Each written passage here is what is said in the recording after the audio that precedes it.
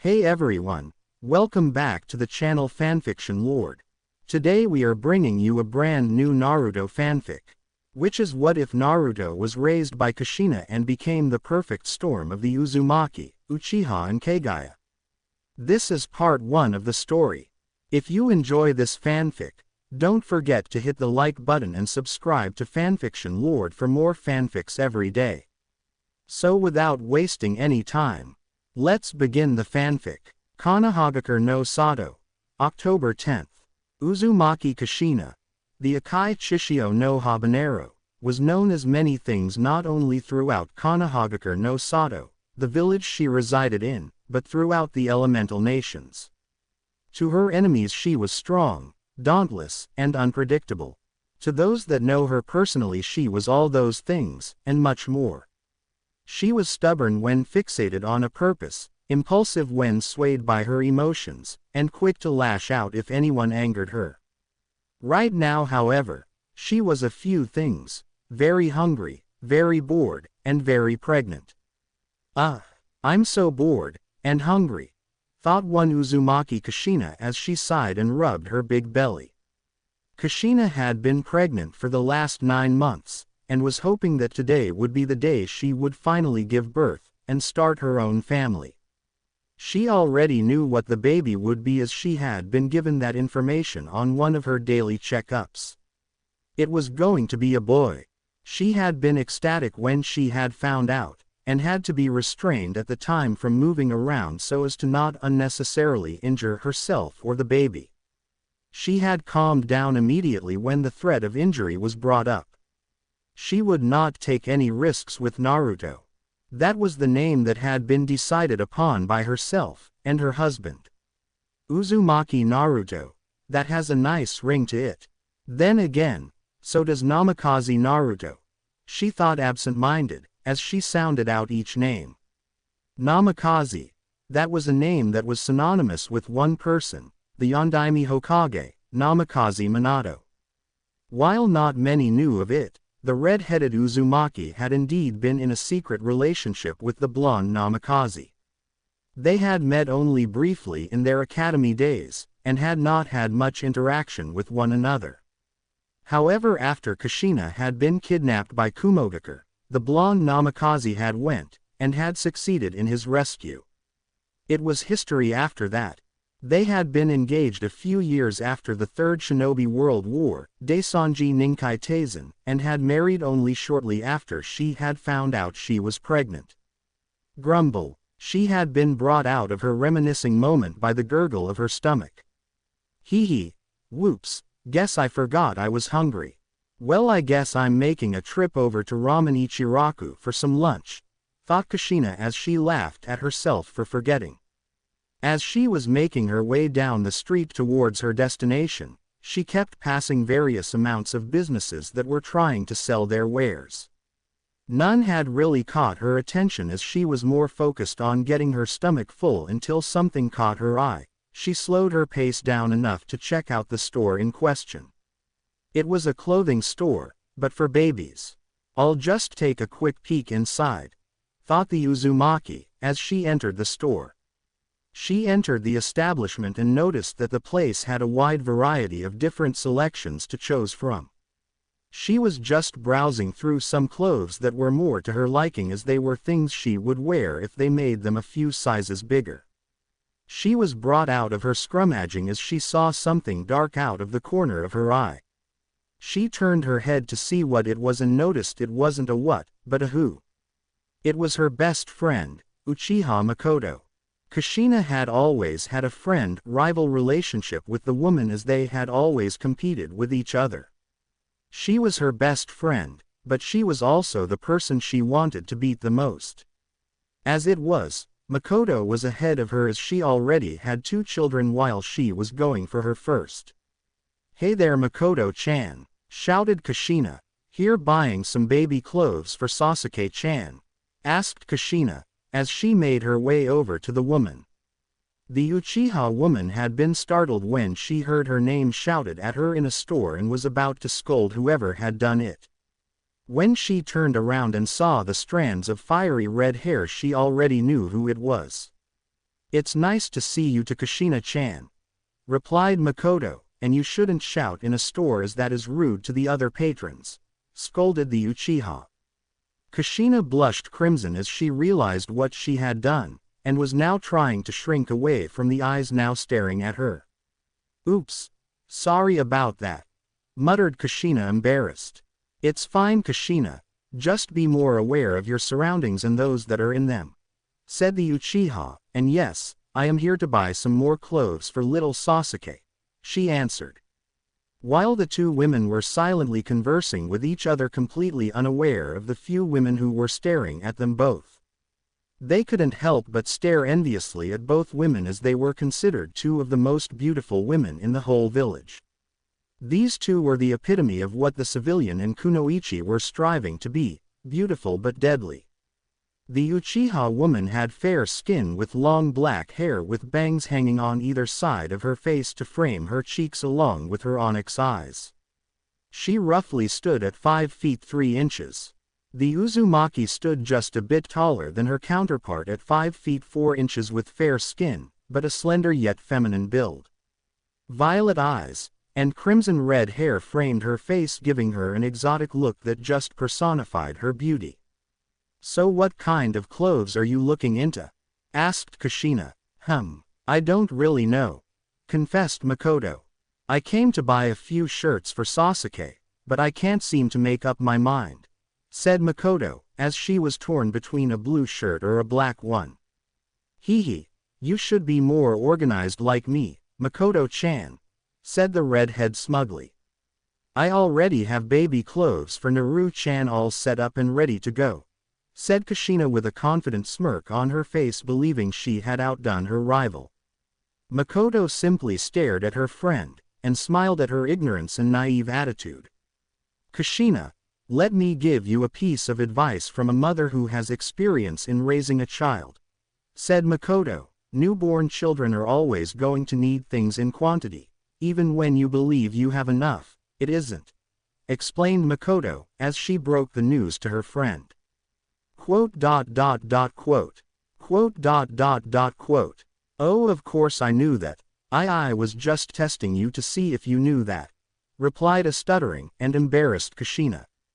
Makoto smiled softly at her friend's flustered state. So what are you in here to buy, Kushina-chan? Asked Makoto. Well, I grumble. Her stomach gurgled yet again, clearly upset with not getting any food yet. Quote. Kushina looked absolutely mortified while Makoto was chuckling awkwardly. Quiet you, thought Kushina, silencing her stomach and praying it did not happen again. Mumbled Makoto. I was actually on my way to get some lunch before I stopped in here. Would you care to join me? Quickly asked Kushina, as she wanted to leave the store so as to not attract any more attention.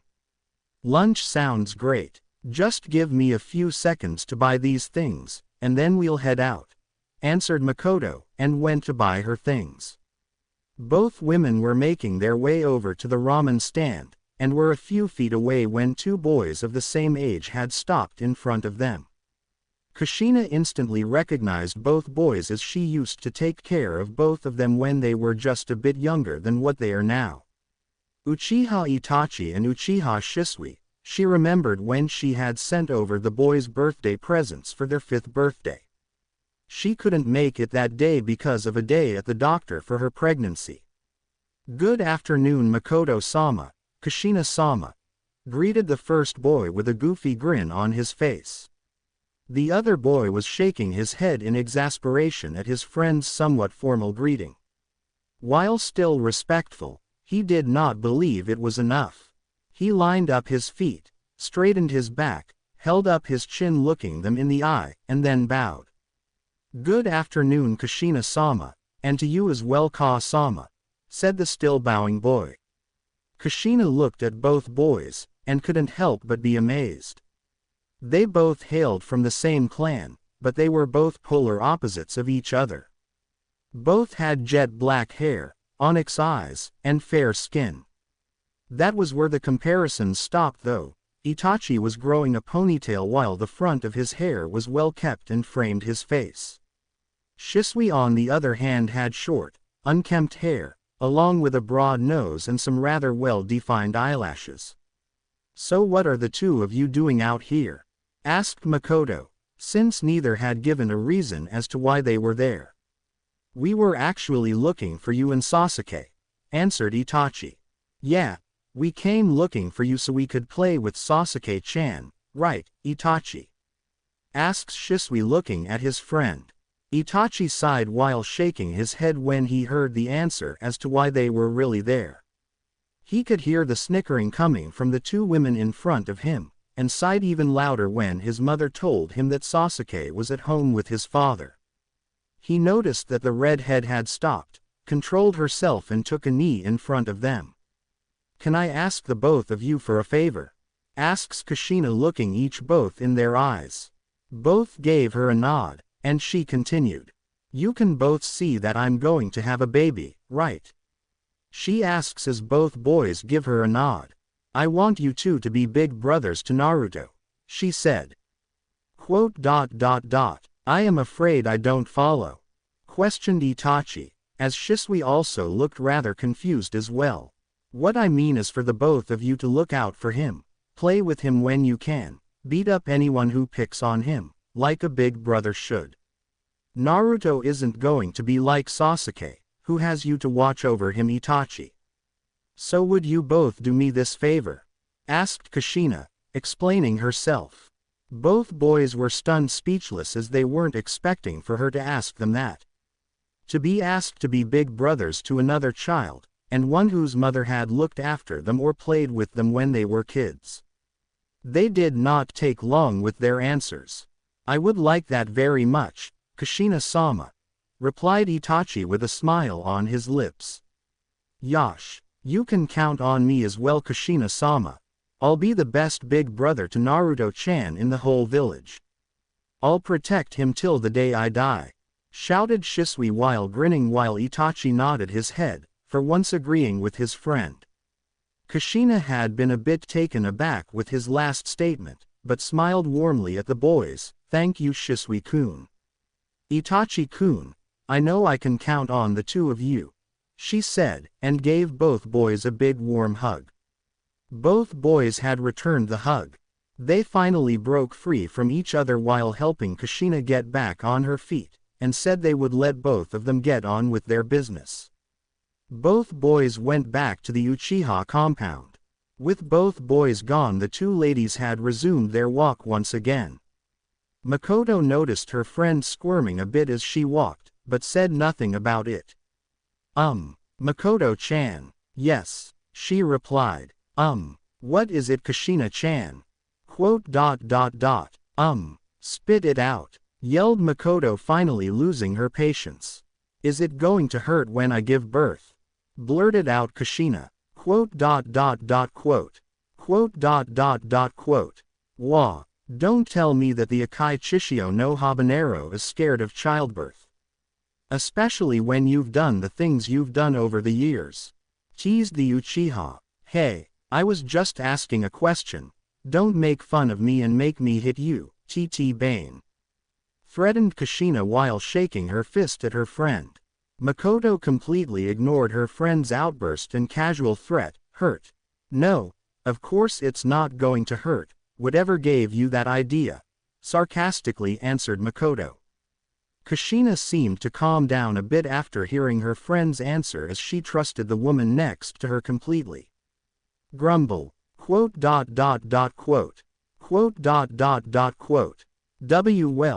we're only a few feet away from the ramen stand," stuttered Makoto, caught off guard by the loud noise Kushina's stomach had made. Kushina did not even bother to reply, and continued to try and shrink herself into her clothes to hide away from the stares. It seemed her stomach was fed up, and wanted to eat now. Finally, after what seemed like hours, they had finally arrived at their destination. They both took a seat at the stand, and were waiting to be helped. "Kushina, what are you hoping Naruto turns out like?" Makoto asked suddenly. Kushina hummed and answered, "I want him to be like me, a badass," she responded. Makoto shook her head, and refrained from asking any more questions as they were going to place their orders. Makoto ordered 1 bowl of chicken ramen while Kushina ordered multiple bowls, 5 bowls of miso ramen, and 5 bowls of shio ramen. Both variants of ramen had things that would be suitable for a pregnant woman: chicken, vegetables, and fish. Their orders had arrived a few minutes later, and they ate in silence.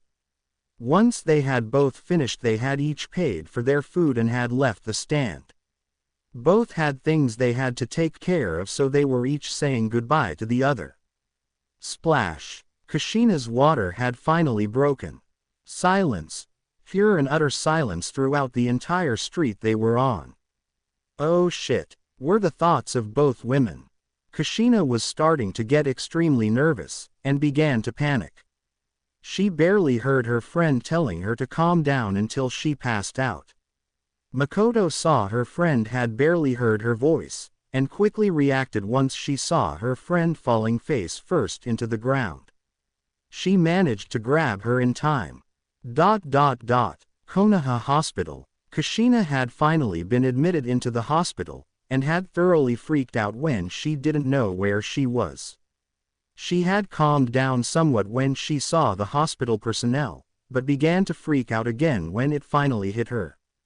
Oh my god, I can't believe I'm finally going to have this baby, thought Kushina, as her heart was beating faster and faster. She was brought out of her mini freakout when she heard footsteps directly outside of her room's door. The door opened, and 2 people walked in. She knew one person as they had interacted with each other in the past couple of weeks, but she didn't know too much about the other person. All she had was a name. Sarutobi Bawako, wife of Sarutobi Hiruzen the Sandaime Hokage, was one of the midwives that would help deliver the baby. The other was a woman named Taji, and all Kushina knew about the women was her name and occupation, Anbu. Wait a minute here. 1, 2, 2. Where the hell is she at? Thought Kushina with her anger starting to rise. The third midwife that was going to help was none other than Senju Tsunade. Hailed as the greatest medical nin of all time, a member of the Densetsu no Sannin, related to Senju Tobirama and Senju Hashirama, and she was incredibly late. Where the hell is Tsunade at? Shouted Kushina, losing her cool. We don't know. We sent teams out to locate her and deliver a message asking her to be here for this. She finally replied after a few weeks saying she would be here as a favor to you, Kushina. Answered Bawako, explaining the situation with the missing Senju. Flashback. Tsunade-sama, I have a letter from Konoha, said Shizune, the apprentice of Tsunade. Shizune was a fair-skinned woman with a slender build along with black eyes and hair. She hands her master the letter and was going to leave for a moment. The letter had only just reached the fingertips of Tsunade before it was sticking out of the trash. She was currently gambling and did not want to read anything that pertained to Konoha. Tsunade-sama, did you even read the letter? And what it pertained to? Questioned Shizune, hands on her hips. I didn't need to read it to know what it said or what they wanted. Answered Tsunade in a monotone voice as she stood up to leave as she had lost most of her money. Senju Tsunade is a light-skinned woman, brown eyes, and straight blonde hair that reached her waist and framed her face with 2 shoulder-length bangs. She also had possibly the largest bust in the ninja world at 106 centimeters, and has been hailed as the most beautiful kunoichi in the world. Shizune shook her head in disappointment at her master's attitude, and proceeded to inform her of what the letter actually said. It was a request to help deliver the child of Uzumaki Kushina. That's it? Questioned Tsunade. Yes, that's it. At best, you'll be in the village for a couple of hours, and at worst a few days, answered Shizune. Tsunade thought about it for a while and accepted the request. She would be there to help with the childbirth, as a favor to her distant Uzumaki relative. It was decided, and they both prepared to travel back to Konoha. Flashback end. That was a little over 2 weeks ago when they had received the reply, but the women had yet to show up, and Kushina was beginning her contractions. Suddenly everyone felt a presence enter the room, and were immediately on guard. However, Kushina smiled when she saw the yellow flash, already knowing who it was. The man in front of them was a fairly tall, fair-skinned man with bright blue eyes, and blonde spiky hair with 2 bangs framing his face. It was none other than Namikaze Minato, the Yondaime Hokage. "Su," dawdled Minato, "I heard you passed out when your water broke." Minato said, grinning. Kushina glared, and let out a growl at the man who was the father of her child. She could see him grinning like a madman, and was about to get up and stick her foot up his, but was stopped. "As much as I would love to see you rip him a new one, don't you believe we should get things underway?" stated Bawako as she stood in the middle of the two. "And what of Tsunade?" questioned Minato. "She has yet to arrive, so we will have to start without her," said Bawako as she heaved a sigh. "Well, not much we can do about her now. Grab a hold of me, and we can get started at our new location," said Minato, as they were moving to a different location in order for Kushina to give birth. The reason for this was because of the biju sealed within Kushina, or more specifically the Kyubi no Yoko. The seal placed on her would be weakest during childbirth, as the energy needed to be redirected into something other than the child, and so as to not alert the villagers they were doing the delivery in a secret area that would mask any leaked chakra from the biju. Chamber of sealing. "Ah!" screamed one Uzumaki Kushina. "Remember your breathing exercises, and keep pushing. You're almost there, Kushina-sama," spoke Taji, trying to calm the patient. "I know that, I swear. That if I see Minato's face, I'm going to pound it in for what? He's putting me through." Minato had been kicked out of the room because he had been freaking out, and had started pace back and forth. Plus he needed to keep an eye on the seal holding the biju in. To hell with getting his face pounded in, he would be there for the birth of his son. It was one thing to pump himself up, but another thing entirely, as he was not even in the room yet. He opened the door to the room with the presence of a hardened warrior, and immediately withered under his wife's demonic glare. He was no censor, but he could still feel an assortment of emotions rolling off of her. They were all directed at his person, and they mostly consisted of bodily harm. Now Kushina, I'm sure it isn't that bad." "Very poor choice of words. What did you just say?" asked Kushina in the calmest tone she had before the birthing had begun. "I said, I know what you said, you idiot. You have some nerve saying that to me when you don't even know the pain I'm in. Damn you Namikaze Minato, for what you're putting me through." He had no answer to her claims. He did not know the pain she was going though. He had assumed it hadn't hurt that much, but to damn him, wasn't that a bit much? "I knew I should have created a seal to counteract the pain. The drugs the doctors gave me aren't enough. I was just so happy about having a family that I forgot to create it." He still didn't understand how any of this was fault. He may have been the one to knock her up, but that shouldn't have distracted her from making it. He was too busy with his own work to make one, so it was definitely not his fault. "Don't give me that look. And keep those thoughts to yourself." What in the name of Uchiha Madara, how had she known what he was thinking? Must be a latent ability of a pregnant woman, to be able to discern their husband's thoughts. Minato, are you even listening to me? Yes, I swear, if you were thinking something idiotic about me, threatened Kushina with a balled-up fist, shaking at her husband. No Kushi-chan, I wasn't thinking that at all. My God, what willpower this woman had. To give birth while berating and threatening him, that definitely had to be an Uzumaki thing. It felt like they had been speaking for hours,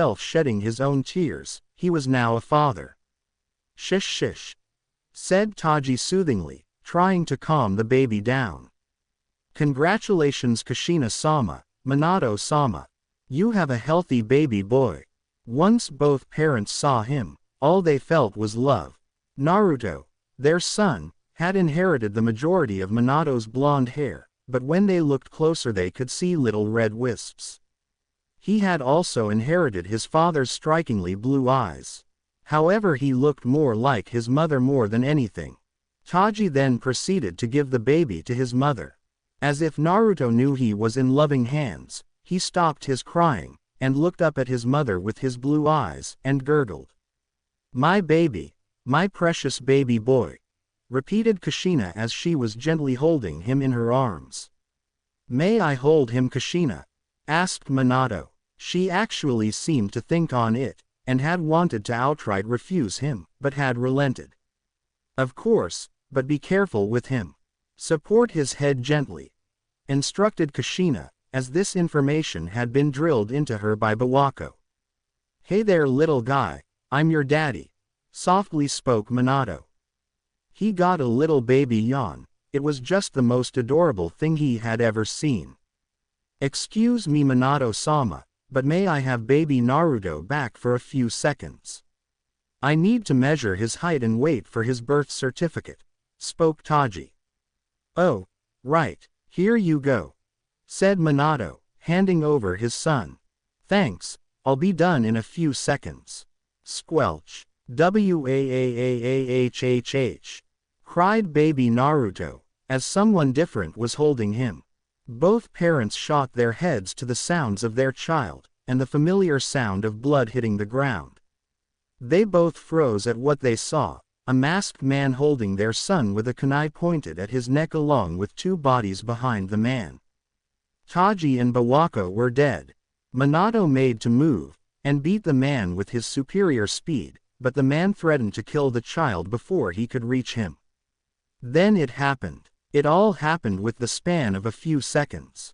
One moment, Minato was standing next to his wife, but now he was holding his child in his hands. He quickly noticed the exploding tags attached to his son's blanket, took it off, and flashed away to his home to secure his son. He had left his wife alone. Kushina, she was trying her hardest not to get teary-eyed as her son had been taken away, but her anger took over for her, and was directed at the masked man. "What do you want?" she yelled, trying to sound intimidating. "To destroy Konoha." "What? Why? How do you plan on doing that?" Kushina said in between breaths after the birth. "Simple really. I'm going to rip the Kyuubi from your gut, and release him upon the village, thus destroying it." Now Kushina was a bit frightened, and was about to speak before the man placed his hand on the seal that was on her belly. No. The seal had pulsed for a brief second before a primal roar pierced the heavens, and shook the very earth itself. Roar. The Kyuubi no Yoko had been released from its seal, and placed under the control of the masked man. "You've done your part Uzumaki Kushina, now watch as I burn Konoha to the ground," said the masked man, and he disappeared. He assumed the woman was going to die of blood loss and shock from having the Biju forcibly extracted. A few seconds later Minato reappeared. "Ina! Kushina!" yelled Minato as he re-entered the sealing chamber. Minato had arrived only to see wife breathing coming out heavy and hoarse. She was still alive and that's all that mattered right now. He noticed the man from before was gone, and was going to soon give chase as he already knew what was going on. The Biju had been released from its seal, as he could feel its foul chakra.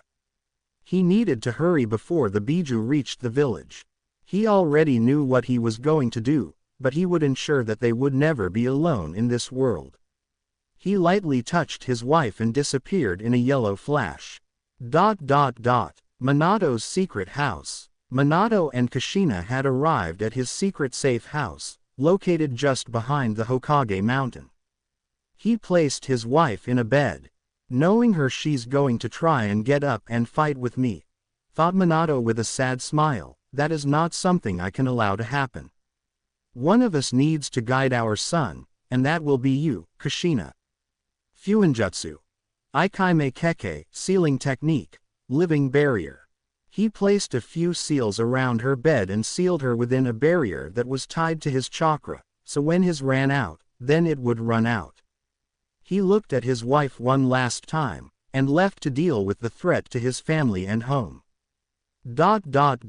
Kushina. Gasp. Kushina awoke with a gasp for air, and settled back down on her bed. She quickly took in a breath of air and calmed herself down. She opened her eyes, and was now confused as she did not recognize the place she had been placed in at first. She realized that she was in Minato's home when not staying in the Uzumaki compound. She tenderly got up out of the bed, and searched around the home. Finding nothing of importance, she ventured towards the door, and opened it to find herself outside. She looked around, and noticed that many things had been destroyed along with trees being uprooted all around the area. She suddenly froze as she saw something that is going to haunt her for the rest of her life. Lying there on the floor just a few feet away from her was her husband with a gaping hole in the middle of his body. She saw this, and despite the pain she was feeling, she rushed over to his downed form.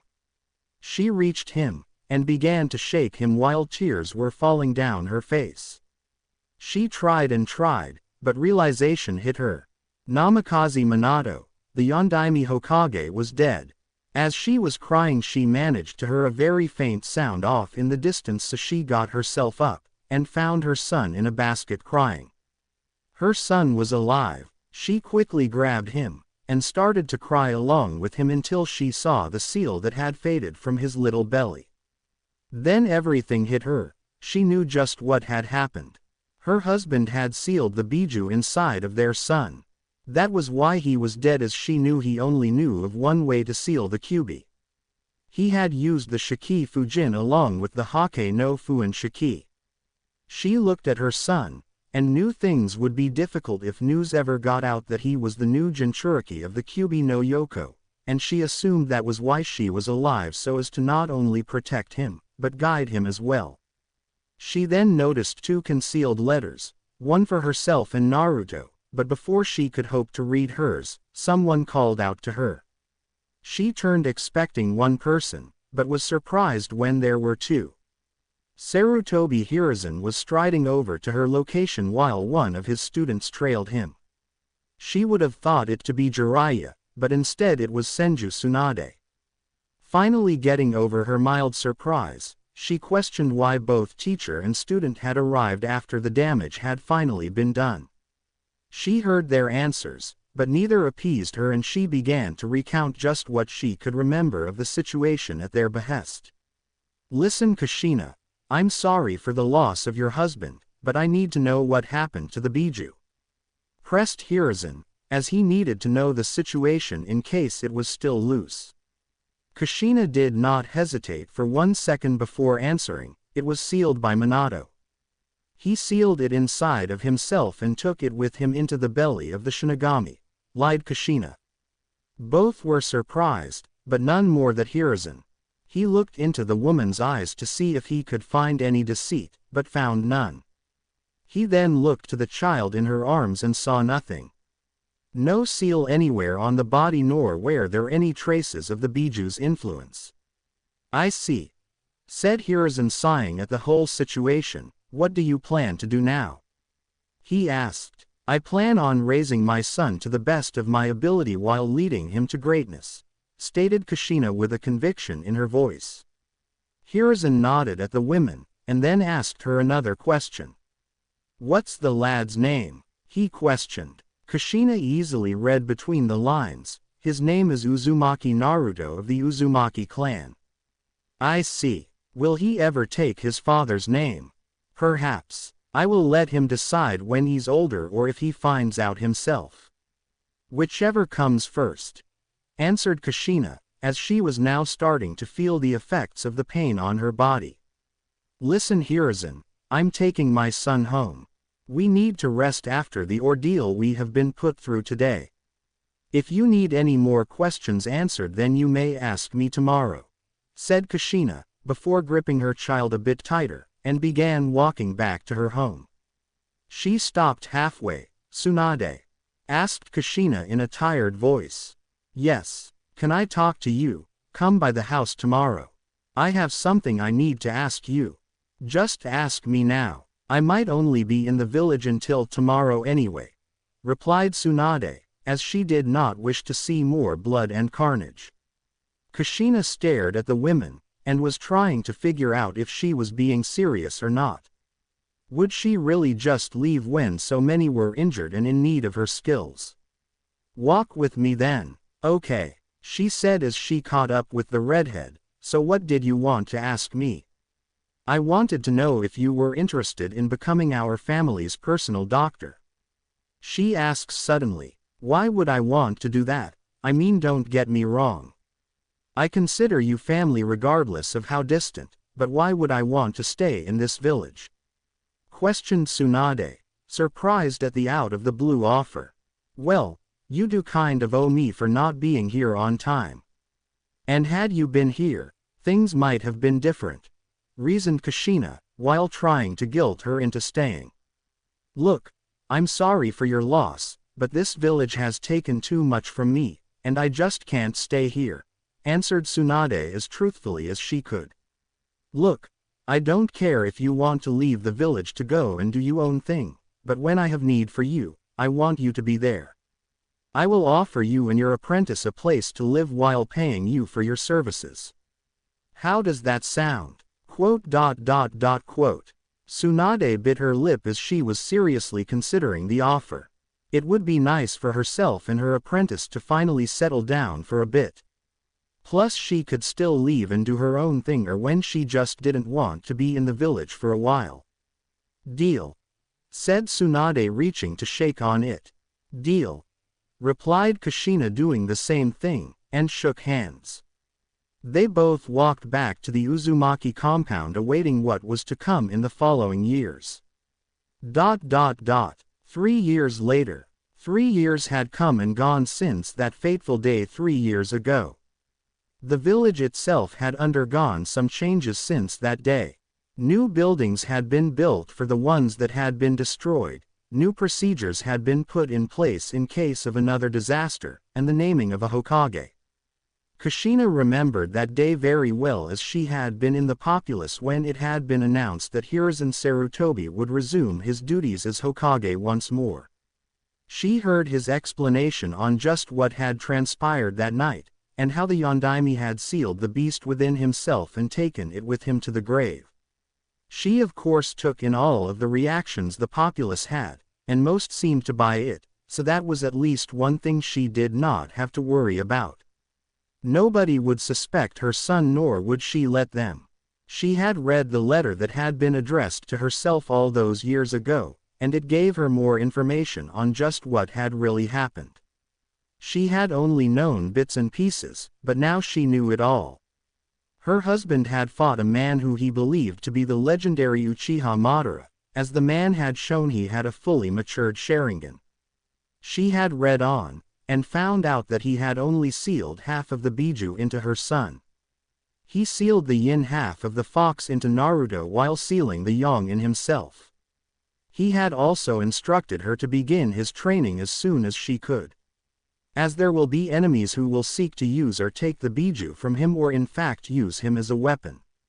She had also taken up a seat on the council as head of the Uzumaki clan. She would need information on just what the most powerful people in the village were planning. However, she would only take up that mantle until Naruto was old enough to look after himself. Speaking of her son, she had to say that she was honestly surprised by her son. He was quiet most of the time and chose to focus his thinking on certain things. Granted, he was just 3 years old, but it was still quite something to see. He was always reading, and trying to learn new things while his idea of fun was solving some puzzles. She had been a bit concerned about him as she would have thought he would have been a regular ball of energy, like she was as a child. However, the more she thought about it, the less she worried, as his father was the same way. The only real friends he had were people that were much older than him. She could name them on one hand. Tsunade, Kakashi, and Shizune. They were the only people who really knew who Naruto's father was. She only really considered 2 people close to his age bracket. Uchiha Itachi and Shisui had taken her asking them for a favor very seriously.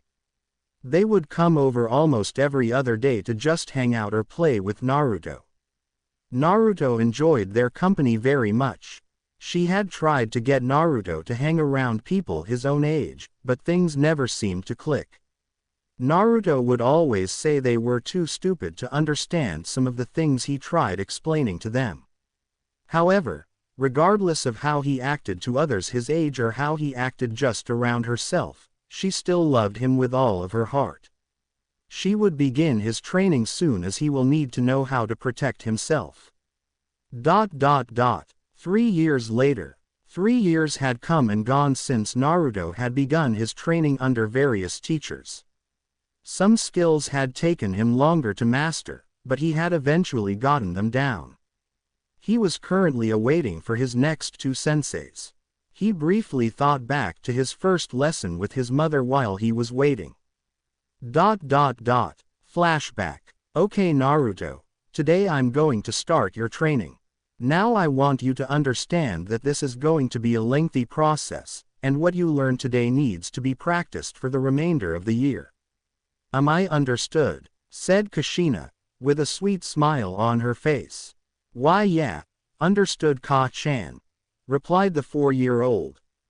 Good, now I want you to take a seat on the ground, and cross your legs as well.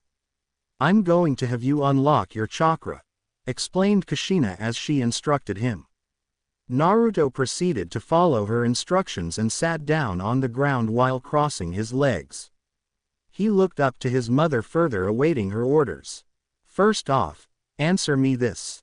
What is chakra? Chakra is the molding of the physical energy present in every cell of the body, and the spiritual energy gained from exercise and experience, stated Naruto, with pinpoint accuracy.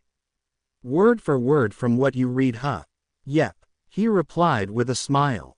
All right, now I want you to close your eyes and focus deep within yourself, she said, watching him close his eyes and began to concentrate. Next, she continued, you're going to feel an energy source within yourself flowing throughout your entire body. I want you to grab that energy, and bring it to the surface, she said, as she was patiently watching. Confusion was written over Naruto's face. Seeing the confused face on her son, she decided to find out what was wrong. What's wrong, Sochi? Can you not locate your chakra? She asked. No, I found it, but it's strange. What is? There are 2 energies for me to grab. One is blue and warm, while the other is red and malicious, explained Naruto, not really knowing what was going on. Kushina froze when he mentioned the second type, and immediately knew what it was. She would need to tread carefully here. Naruto, she spoke softly, I want you to grab the blue and warm feeling. Don't touch that other one, I will teach you about it, but not right now. Okay, she spoke slowly. Okay, I'm going to grab the first one, he replied. Kushina just watched as her son was concentrating, and saw a faint bluish outline on her son appear all around him, and knew he had done it. "Congratulations Naruto, you've successfully unlocked your chakra," said Kushina, as she went up and gave him a hug. "Thanks Ka-chan. You're welcome. Would you like to take a break or do you wish to continue?" she asked, already knowing his response. "I can keep going," he replied with a fire in his eyes. "Right, well know that you have your chakra unlocked, we need to work on your control." "Okay. What do I have to do?" questioned Naruto, looking at her. "Well, first I'm going to place this leaf on your forehead and I want you to apply chakra to that leaf so it doesn't fall off." "Okay. Is that all I'm going to be doing today?" queried Naruto.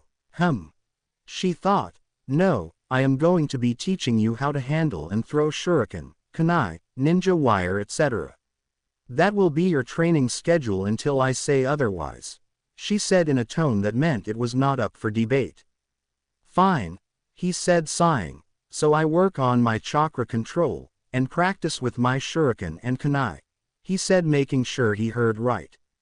"That's correct. Flashback end. That had been his first year of training.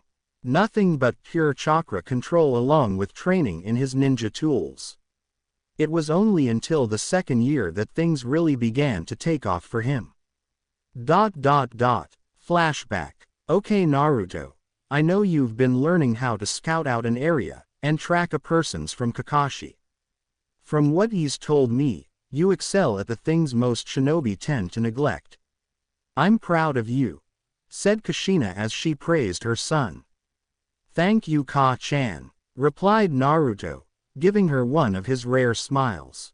"You're welcome. Now I'm going to teach you some useful techniques," she said, as she could see him shaking with anticipation. "Which ones?" "They are 3 basic techniques, but will be useful out in the field. They are the henge, kawarimi, and the bunshin," she said, as she explained what each did. "Wow," was all Naruto said, as he was left speechless at hearing what they did. "Hee, I knew you would be impressed," chuckled Kushina, watching her son's reaction. "When can I get started?" he asked in anticipation. "Soon, but there is one thing I want to tell you," said Kushina, rather seriously. "What is it?" "Along with your physical training and chakra control exercises, these are the only things you're going to be learning. I want you to have these mastered before we move on to something else," she said, as she explained that having something mastered could be the difference between living or dying. "Now," she continued, "I'm just going to give you the specifics of what your physical training will work on. Endurance, stamina, speed, pain tolerance, strength, power, flexibility, agility, coordination, balance, and accuracy," she listed off. Once Naruto heard this he understood, and wanted to get his training underway. Flashback end. "Oh Naruto, have you been waiting long?" asked one Uchiha Itachi in his weasel mask. "No sensei, I was just thinking," he replied. "Very well then. Let's wait until Dragon arrives before we begin," stated the older Uchiha. Okay. Naruto knew that behind those Anbu masks were his 2 elder Uchiha friends. It was a very sad but interesting day that day, as he not only learned some vital information about himself, but one of his friends as well. Flashback. "What?" shouted Naruto in complete disbelief. "Yes. Myself along with Shisui have been accepted into the ranks of the Anbu. I just wanted to let you know that if we do not appear around regularly it is because we are on a mission, and not because we do not like you anymore," explained Itachi in a monotone voice. However, what he did not tell the young blonde before him was that both Shisui and himself have already been in the organization for a while now, and their next mission was regarding him.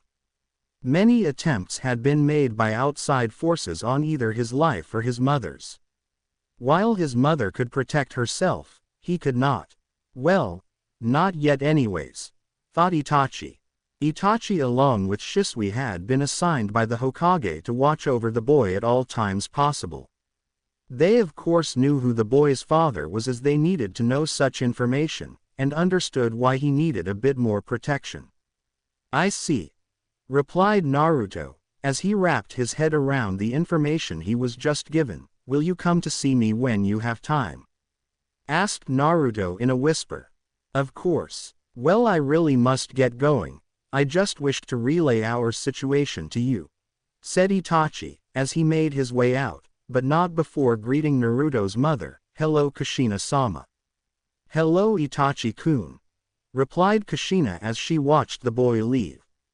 "Hello Ka-chan," said a dejected Naruto. "What's wrong, Naruto?" she asked in a worried tone. And so he began to explain what he had just been told, and she now understood why he was a bit depressed.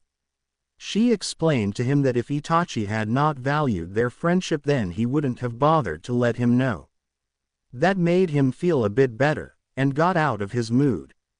"I see you are ready to train in the other things I have to teach you," stated Kushina, looking at Naruto. Naruto nodded his head, as the past year had seen him training in the specifics of stealth and infiltration. He had asked her how she knew such things, and she said she was once briefly part of the Anbu, until she got pregnant, and left it at that. Those two things, along with his physical training, and his new chakra control exercise, tree walking, had done wonders for him. He was wondering what she would teach him next. "I'm going to teach you this technique I learned from one of my friends. It's called the Toden Jutsu," she said. "What does it do?" "It renders the user invisible during combat," she explained. "That sounds useful," replied Naruto, thinking of such ways to use it. "It is. Toden Jutsu, transparent escape technique." And before his very eyes, his mother had vanished. He was about to call out to her, but something stopped him, and he forced himself to the ground. It was quick, but he felt the change in the air current after he had dropped. "You have good instincts, Naruto. You dodged that strike well, but never stop moving," she yelled. Naruto heard her tone of voice, and immediately got himself up and put his defense. It had little effect, as Kushina could easily bypass it. She knocked him around a few times, and let himself get back up again. She was impressed with his durability, but then again he was an Uzumaki. "Shit," cursed Naruto mentally. He needed to find out just where she was, but how? Unbeknownst to the two Uzumaki that were fighting, but there were two people watching them. It was two Anbu that had been watching since the beginning. One had a weasel mask on while the other had a dragon mask. "What do you think, Itachi?" asked Dragon. "How many times must I tell you? Don't call me by my name," sighed Itachi, shaking his head. "Oops, I mean, what do you think, Weasel?" Dragon spoke the last few words in a serious tone. "I think he needs to do something quick, or he will continue to be punched and kicked by his mother," answered Weasel as they both returned to watching. "Damn it, I need to do something." "I know," thought Naruto, as something came to him.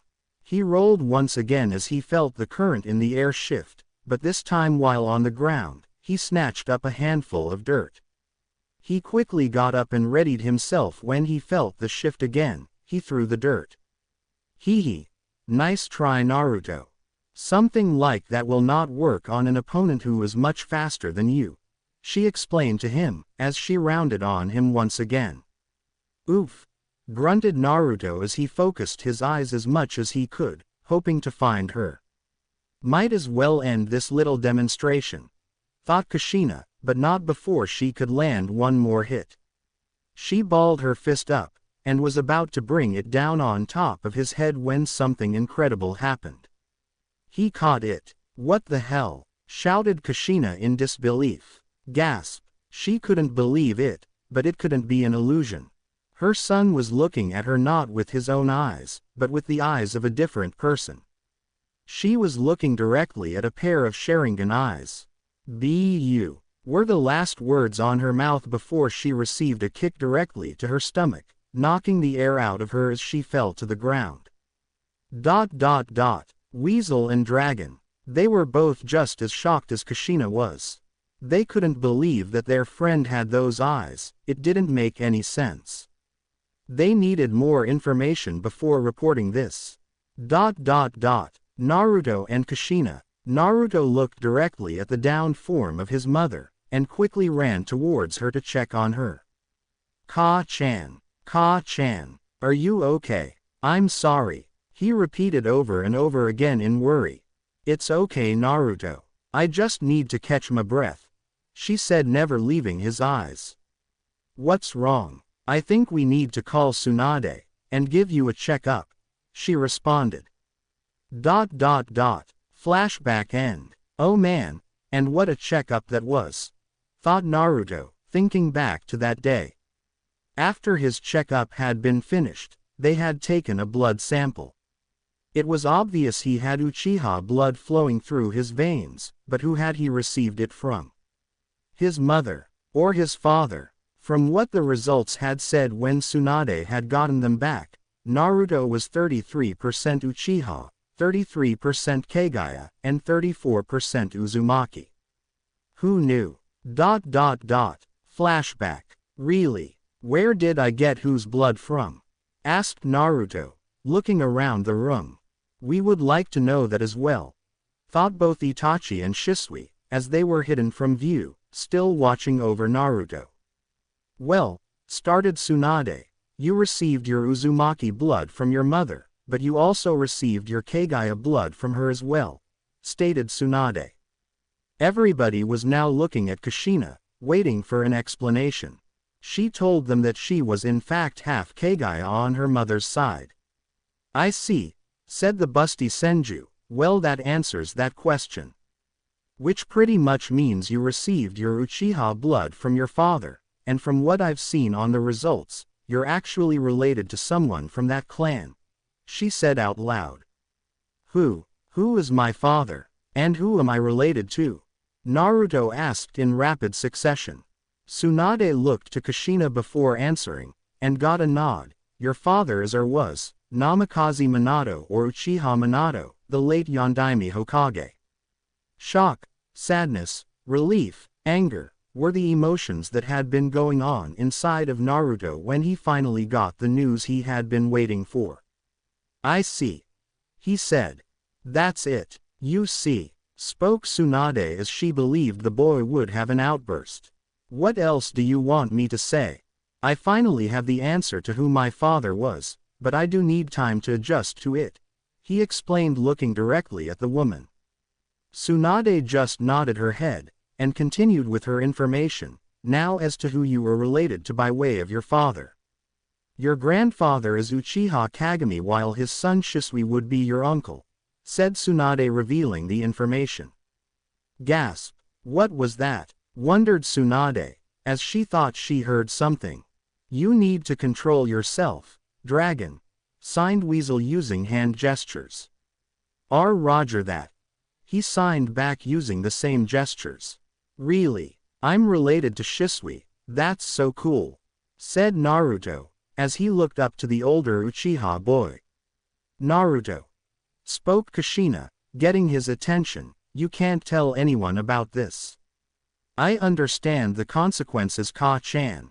I may be young, but I'm not stupid, retorted Naruto, as he subtly activated his dojutsu. He didn't know how or why, but he had very acute senses. He had only really used them on instinct when previously fighting his mother, but now he was doing it automatically. He had felt a shift in the air from somewhere in the room. He dared not move his head lest he give himself away. He was quickly scanning the lower half of the room, and then proceeded to move higher up. There, he finally saw them. It was two, but they seemed to be listening in on the conversation while completely ignoring him. So he has the battle instincts of the Kaguya, the body of an Uzumaki, and the dojutsu of the Uchiha. I must say, he has the makings of a great shinobi, stated Kushina, as everybody digested what she had just said. It was a very scary prospect. Just the Sharingan alone can make an individual dangerous, but coupled along with the vitality, stamina, and humongous chakra reserves of the Uzumaki and you have the makings of a powerhouse. Then add in the aptitude for battle from the Kaguya clan and it just make the word powerhouse seem obsolete. You do indeed have the makings of something great, Naruto-kun, spoke Shizune for the first time. Man, imagine if Naruto had the Shikatsunyaku. Kushina said to herself. Everyone, but Naruto, shivered at that thought. While those present in the room had never fought an actual user of that bloodline, they were still positive they would come out victorious, they were just unsure of what shape they would come out in. That is indeed a scary thought. Itachi thought to himself, as he was so engrossed that he never saw the pair of blood-red eyes staring straight at him. Itachi was now in a dilemma, as he was sure his friend was in as well. What do they exactly do with this information? If he gave it to the Hokage, the man would have no choice but to share it with the rest of the clan heads. While he was positive his father would not try anything being who the boy's mother was, but that did not mean others would not. Naruto's circumstances are too good to be true, and others would try to exploit the boy behind his mother's back. That dreaded CRA came to Itachi's mind, and he actually allowed his emotions to overtake him for a brief second. He was disgusted with how they treat any who were the last of their clan. He did not want that for Naruto, as he was responsible, along with Shisui, for acting as older brothers and taking care of him in ways only they could. If the information from this little meeting were to be exposed, it would set off a chain of events that would undoubtedly harm Naruto and Konoha in the short and long run.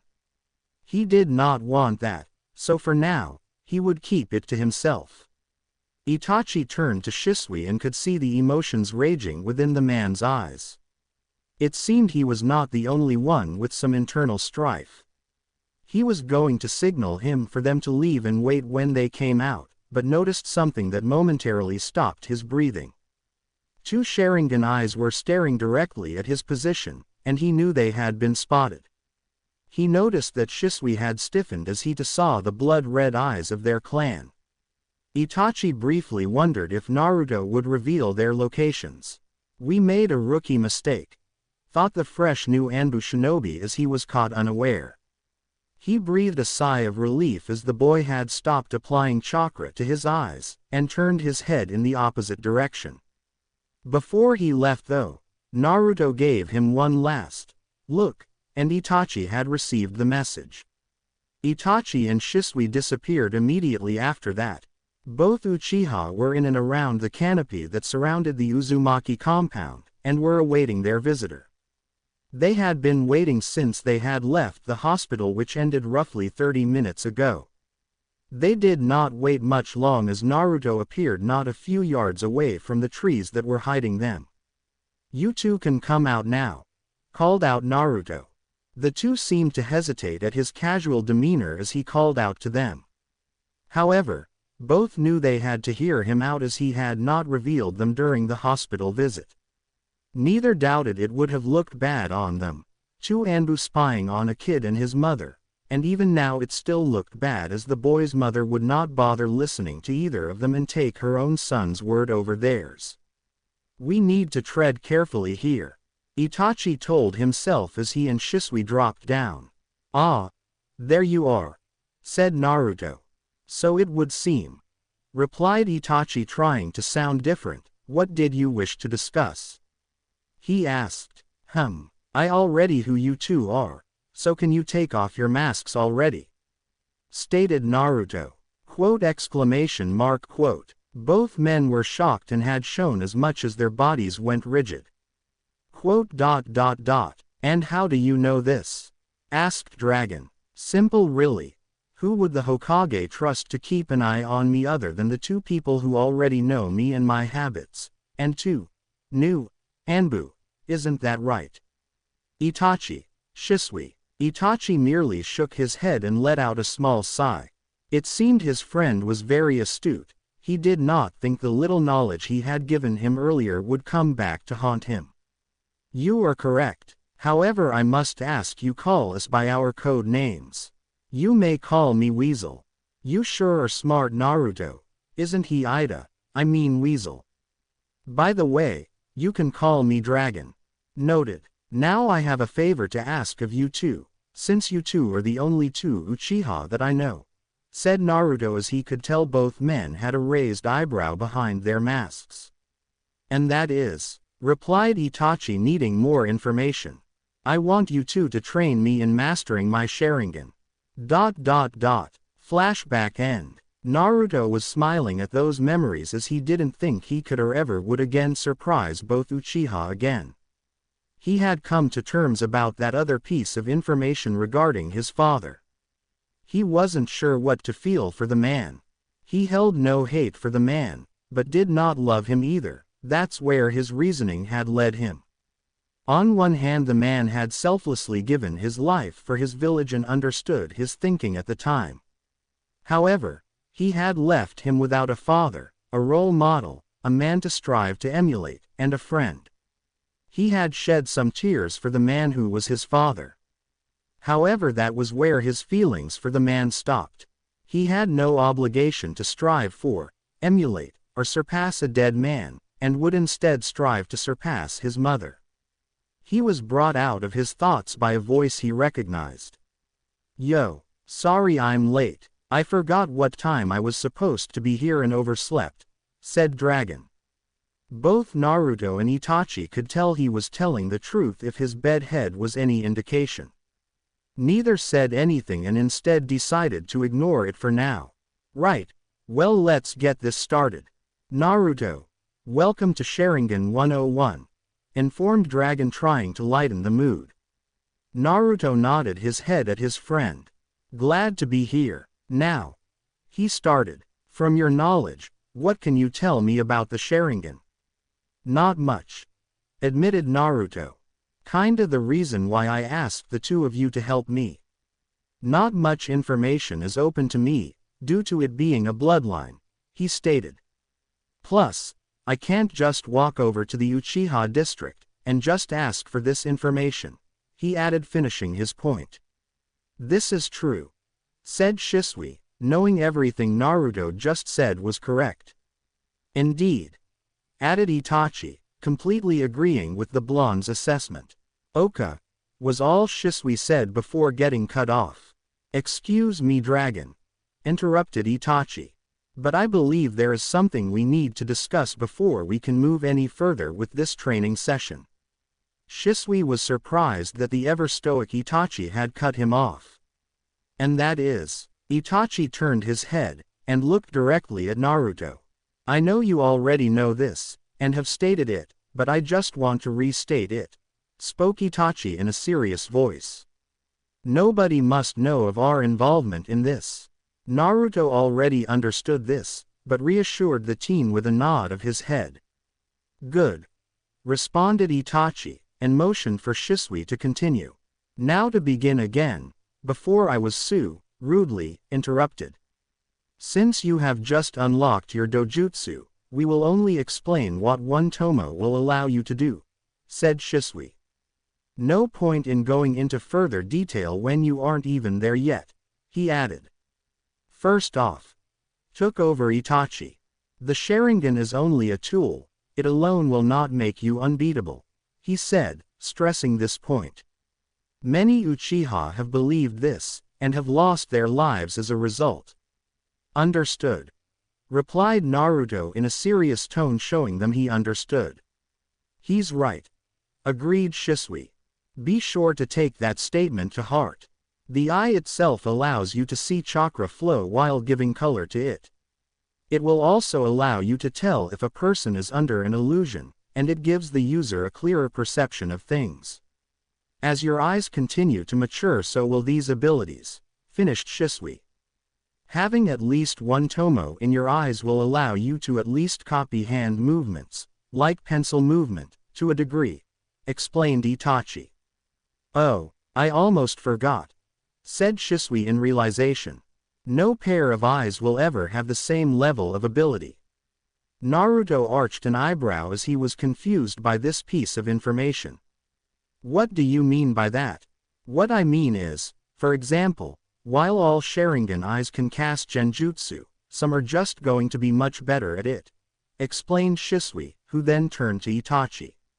Like him, for example, his eyes are much better at casting illusions than mine ever will. However, he continued, just because his are better doesn't mean I can't cast illusions either, his are just much stronger. My eyes allow me the use of high-level hypnotism, which is a form of genjutsu. He puffed his chest out when announcing his ability. Interesting, I did not know that each pair of eyes had their own unique skill, said Naruto, wondering what his would be. Leave it to Shisui to give away what our eyes can do, sighed Itachi, shaking his head and rubbing the bridge of his nose. I need to stop this now. I am now going to go over the training schedule, announced Itachi, taking over for Shisui. You will still continue to train with your mother, as a strong body is also needed to utilize our dojutsu to its full potential. We will train you after your session with Kushina-sama is finished. Itachi could see a bit of a grimace on the young boy's face. I realize that you will be tired, but that is nothing more than a petty excuse. If you truly wish to be strong, then you will dig deep and push through it, and flourish because of it, finished Itachi. The weasel mask-wearing teen could see the fire in Naruto's eyes after his little speech, and knew his friend would do his best. You can count on me, exclaimed Naruto. Very good, we begin tomorrow. 1 year later. It's been a full year since Naruto had activated his bloodline, and he could say with a straight face that he was happy at the moment. His training with his mother had also taught him yet another skill which all ninjas should be adept at. Flashback. Naruto stood stock in his backyard while currently awaiting instruction from his mother. Naruto. She started. I'm very proud of you, to not only have mastered what I, and others have taught you, but to not once ever complain. Good work, she said as she gave him a big hug. Hee. He chuckled. Thanks, Ka-chan, he said, returning the hug. She smiled at him. You're welcome. Now we will move on to the next segment of your training, sabotage. Sabotage, said Naruto, trying the word out. There will be times when you will need to destroy something instead of fighting, she explained. However, it does not just involve destruction. It also entails obstruction, disruption, and subversion. What is subversion? He asked as he knew what the other two were. Good question, she told him. Subversion refers to an attempt to transform the social order, and its structures of power, authority, and hierarchy. She lectured, but saw his confused expression. It means changing the status quo. He said as he thought of something. Is that why you trained me in stealth and infiltration first? He asked as it made sense to teach him how to sneak and to destroy things. She nodded her head. Correct. Everything I or others have taught you to this point will be used in conjunction with each other or in some cases, separately. I see, he said. Other than sabotage, what else will I be learning? A new chakra control exercise for starters. Which is, motioning his arms telling her to continue. Water walking. He nodded his head as he had already mastered tree walking the year prior when he had been introduced to it. Plus, she continued, I want you to get better with your writing, which is why you're going to be doing some calligraphy training. Calligraphy. He made a face. Why that? It's for something I have planned in the future, was all she said. Oh, he said, a bit disappointed she didn't elaborate. Let's get started on this new training then. Flashback end. While his training with his mother had been going great, it was his other training with the two teen Uchihas that had him giddy. He had finally managed to progress his dojutsu to its next stage while also discovering the ability of his eyes. Flashback. Naruto. Spoke Shisui. Yes, we've been training you in your dojutsu for the past year, and while you have progressed physically, your eyes have not," he stated. "So I've noticed," deadpanned Naruto. "Which is why the both of us, Itachi and myself, have decided to up your progression rate," he chirped happily.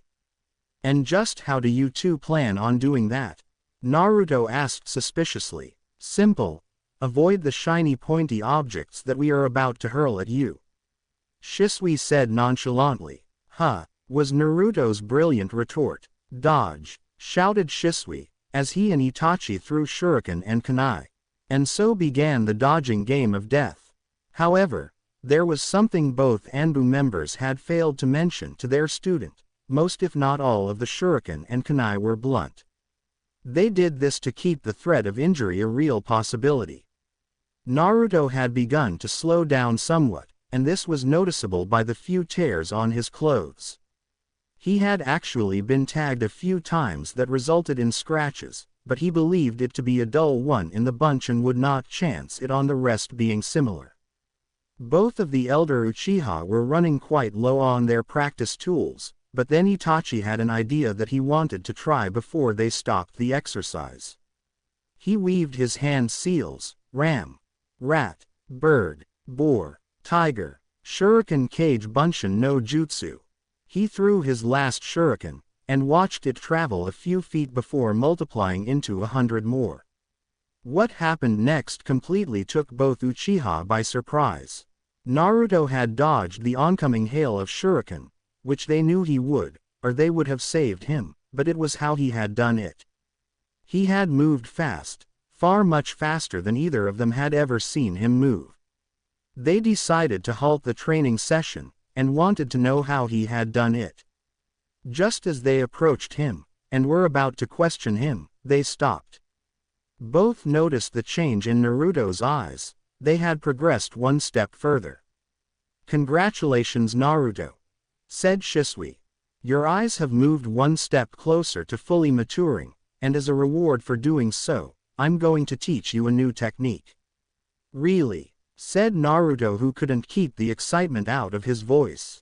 "Thanks, Dragon. Thanks, Weasel, for helping me get one step closer." Naruto thanked them while bowing to them. Itachi simply nodded his head, and was honestly a bit surprised to see Naruto bowing to him. He chose this moment to ask what had been on his mind. "You're welcome, and do you mind if I ask you a question?" Naruto titled his head forward a fraction, telling him it was okay. "How did you move so fast? Did you apply chakra to your legs?" were his questions. "No to your second question," answered Naruto and continued.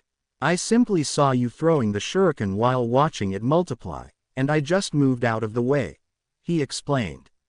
"I see," was Itachi's reply, still trying to figure out how he did it. His own eyes lingered on Naruto's, and decided to try something. "Do you mind if I throw these at you?" asked Itachi while holding a few shuriken. "I just want to see how well your eyes can track them," he added quickly. Naruto simply raised an eyebrow at the odd request, but accepted. "Okay," he said as he got into position. Itachi's fingers had a firm grasp on each individual shuriken. His body tensed a bit as he got into his own throwing stance. He released the first set that were in his right hand, but immediately noticed that Naruto had moved to the opposite side. "He moved a second before I even threw them," Itachi muttered in a bit of disbelief. Naruto's movements, along with Itachi's throwing motion, were near instantaneous, and while most would assume that the blonde had just moved faster, Itachi saw differently. He readied his other hand, but just before they left his fingertips, Naruto had already moved to the safest possible location, completely avoiding his attack. "There it is again," Itachi thought in frustration. He knew for a fact that his blonde friend was not moving faster than he showed. His own eyes showed him that. "Then what is it? It was almost like he knows where I'm going to throw them before I do." That was when it hit him. "Precognition," whispered Itachi, but loud enough for the other two to hear. "Precognition," repeated the other two, wondering what he was talking about. That is the special ability your eyes have, stated Itachi, and even he couldn't believe the words that were coming out of his own mouth, as he couldn't fathom such an ability. Oh, realized Naruto. You mean how like either of yours allow you to cast stronger illusions or hypnotism? Correct, replied Itachi, still miffed about his friend giving away such information. Cool, indeed. Not even a fully matured Sharingan can predict things as fast or as far ahead as yours can. It is a truly frightening ability, praised Itachi. Sounds like a super useful ability, said Naruto, who couldn't help but smirk at this. This is true, replied Shisui. But remember not to let this go to your head. This is only a tool to help you, he said, reminding the blonde about their earlier conversation. Itachi nodded his head, hoping to add extra emphasis on what they were telling him. Even if these words did not get across to him, his next few certainly would. While I admit it is a very useful ability, I can already see fatal flaws in it as well. For one, began Itachi, if you fight a high-class ninja and move before they do anything, then you are just telegraphing yourself, and they will act accordingly. The next thing I noticed, he continued, while being able to predict a person's movement by body language, what about ninjutsu? Or genjutsu? He asked. How will you react if your enemy realizes all they need to do is sub-vocalize their attacks in order to harm you? He asked as he broke down the ability on his first glance. That's the Uchiha clan's prodigy for you, muttered Shisui, as he was nowhere near as astute as his friend was. Oh, said Naruto, completely dejected now. I guess you're right about that. Listen, sighed Itachi, everyone in this world of ours has their own strengths and their own weaknesses. It is up to the individual, however, to realize this and do something about it. No technique is without its own weakness, he finished. Even yours? Asked Naruto while looking his friend in the eyes. Even mine. He did not hesitate when he answered. Which is why I train to compensate for it. Same thing for Dragon, he explained, trying to give his friend some closure. He is right, you know, agreed Shisui. And that sure is one handy ability, Naruto. The predictive capabilities of your eyes far outclasses ours, complimented Shisui, hoping to cheer him up after the brutal explanation from Itachi. Itachi could see what his friend was up to, and decided to change the subject. Now, I believe we should explain the advantages of the next stage. Right, well, the second stage allows you to use the other abilities we've already stated to you, but it also allows you to copy techniques now, explained Shisui, knowing just how his nephew would react.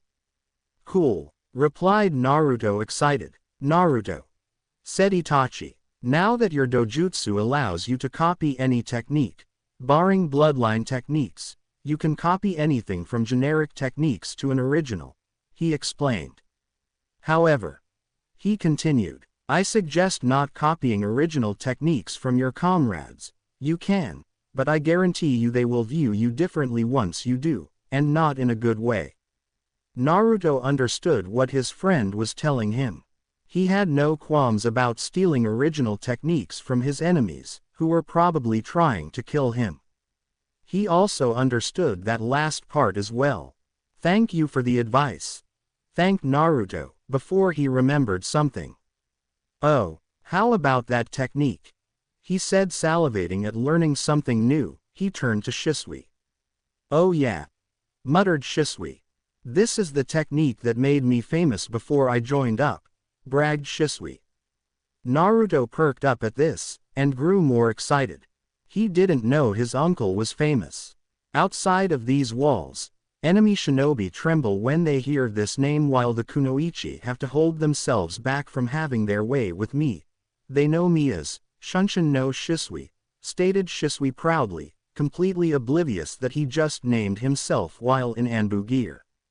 Itachi merely let loose a sigh from his lips, and shook his head at his friend, and wondered just how his friend had even been accepted into the Anbu ranks. Whatever, muttered Itachi uncharacteristically. "Naruto already knows who we are. I'm going to teach you the Shunshin no Jutsu. Flashback end. And learn it he had. It had taken him a short while to master it, but he had done it. He did not copy it with his eyes as he wished to learn this one the old-fashioned way. It was also to show his friends that he was taking their words seriously. Right now, he was currently taking a break from his training, and was currently on his way to train his brain, at the library. He enjoyed reading, but what really grabbed and pulled him in was one subject in particular, history. Or more specifically, certain individuals in history. There were certainly many names throughout history that were respected, but were feared just as much. Some such as Senju Tobirama, Uchiha Izuna, Senju Toka, Mu the Nadaime Tsuchikage, and Z the Sandaime Raikage, just to name a few. However, while those people made their own contributions to the world he now currently lives in today, it was two other individuals that had started it all, and with their power saw it accomplished. He was talking about two legendary figures, the Uchiha Madara, and the Shinobi no Kami, Senju Hashirama. If there was one word he could use to describe himself when regarding these two, it would be enamored. He was enamored with both men, and their prowess in battle. Granted, there wasn't much information regarding the Uchiha, but anytime Hashirama's name was brought up, the Uchiha's name was not far behind. He also read anything he could on specific battles or wars that have long since passed. It was always a good idea to learn from history so as to not repeat it. It not only helped in learning the tactics from his own village, but from other villages as well. However, he was trying to learn a bit more on a certain subject that all of his teachers have either forgotten or just won't teach him: assassination. He figured that if he was going to be one of the best, then he needed to be knowledgeable in all fields of shinobi life. From what he remembered, there were many books, some harder to get than others, that held information regarding what he had just been thinking about. He was going to be at the library for a very long time today.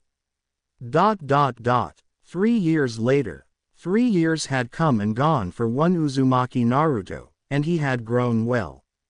He was a healthy 10-year-old boy that stood at 4 feet 3 inches, and weighed 70 pounds. He had let his hair grow out to the point that he almost resembled his father, and the only reason people didn't see it was because he had no real interaction with the people.